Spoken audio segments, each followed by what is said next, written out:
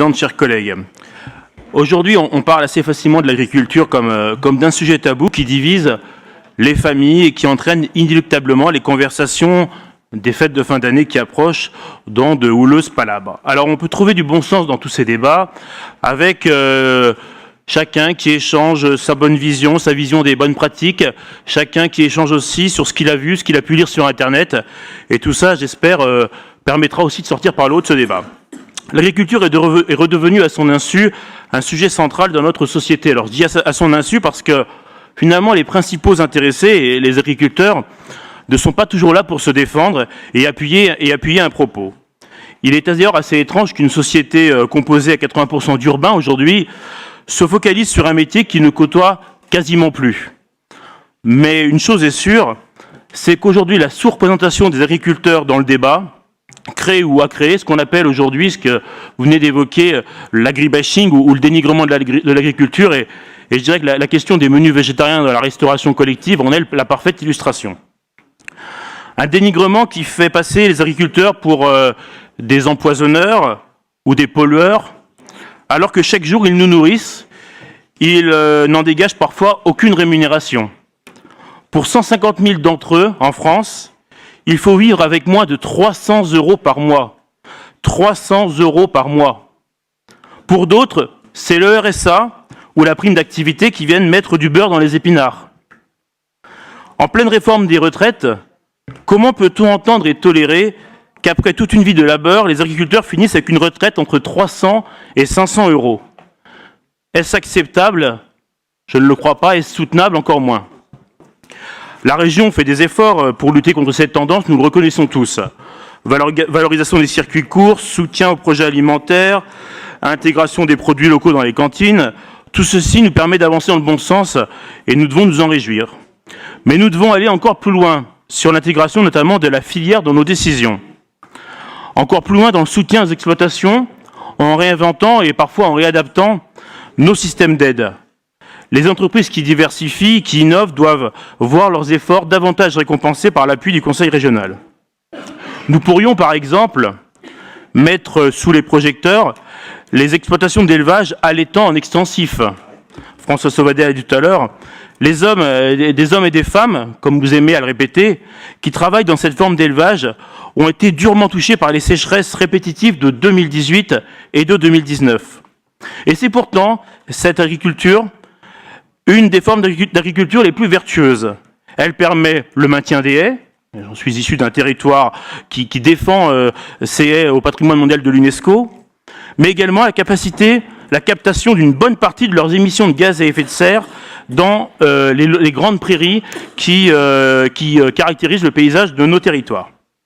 Elle permet aussi de nourrir les bêtes presque sans apport extérieur, et ça il faut le rappeler, à l'exploitation. Elle fait donc partie de notre culture à travers les paysages, et elle est elle-même constitutive de l'identité régionale et de l'animation de nos territoires.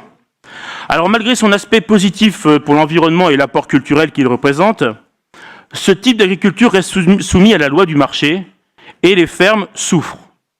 Les prix sont toujours plus bas, avec des contraintes climatiques toujours plus pénalisantes, ce qui crée, nous l'avons dit tout à l'heure, de lourds problèmes de trésorerie. Ces exploitations qui, en temps normal, n'ont rien à acheter à l'extérieur puisqu'elles sont pratiquement en autosuffisance, ont besoin aujourd'hui de fourrage de l'extérieur. Et il aurait été bon, mes chers collègues, que nous réfléchissions à trouver une alternative à la suppression des aides d'urgence que nous allons voter dans le cours de cette session. Et ce, pour éviter des drames. D'ailleurs, au passage, sur les 5 millions d'euros que nous avions votés il y a maintenant un peu plus d'un an, seuls 3,8 millions ont été utilisés. Et on ne peut pas dire que c'est par manque de besoin. C'est certainement que notre dispositif ne répondait pas clairement à la demande, ne répondait pas clairement aux besoins des agriculteurs. Je crois que 300 ou 400 € de subvention par exploitation, aujourd'hui, ce n'est plus l'enjeu.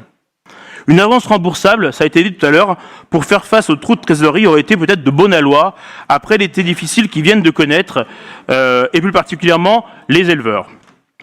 Peut-être également un soutien et une pression que nous aurions pu exercer auprès des établissements bancaires qui ne jouent plus du tout leur rôle et qui sont devenus particulièrement frileux vis-à-vis de la profession agricole. Doit-on rappeler qu'en 25 ans, c'est presque 500 000 exploitations au niveau national qui ont disparu Quelle profession pourrait encore survivre d'une pareille hémorragie? Quelle profession peut encore créer des vocations dans un tel contexte? Alors pourtant, à Bourgogne-Franche-Comté, c'est encore 28 200 exploitations, 55 000 actifs, 17 000 actifs dans l'agroalimentaire et 133 IGP qui mettent en valeur le territoire et l'art de vivre à la française. À nous ici maintenant de les aider en développant les marques de territoire, comme nous le permettra peut-être, je l'espère, le nouveau parc national. À nous de défendre et de développer les nouveaux et les anciens AOP. À nous d'aider les acteurs à se montrer et à se valoriser sur les salons nationaux et internationaux. À nous enfin de mettre en place des partenariats qui permettent la valorisation des ressources agricoles dans les assiettes les plus proches, c'est-à-dire dans les nôtres. Mes chers collègues, aujourd'hui, on parle de l'agriculture comme un tabou. J'aimerais vous rappeler que c'est davantage un atout pour notre territoire plus qu'un tabou. Votre budget, pour conclure, Madame la Présidente, parce que c'est quand même ce qui nous réunit aujourd'hui, il est évidemment critiquable, parce qu'il n'a pas l'ambition réelle que nous souhaiterions apporter à l'agriculture. Vous investissez évidemment, mais par petites touches, partout, mais vous n'avez pas le plan concret qui permet d'agir là où ça va mal et là où le bas blesse. Sur un exemple, les 4 ou 5 pages de budget que j'ai pu lire attentivement dans votre document sur l'agriculture sont quasiment les mêmes mot pour mot que celles en 2019. Quasiment les mêmes. Alors des intentions évidemment louables, et le magnifique document que nous avons sur nos tables nous le rappelle, nous sommes tous d'accord avec les grands principes que vous évoquez. Maintenant, ce qui nous manque, c'est une déclinaison opérationnelle. Et je crois que l'opérationnel, pourtant, c'est ce qu'attendent nos concitoyens. La chose publique, c'est vrai que c'est une vision, on dit toujours, il faut avoir une vision d'avenir, mais il faut aussi des actes forts pour que cette vision se réalise. Et en tout cas, c'est le souhait que j'ai cette année, Madame la Présidente.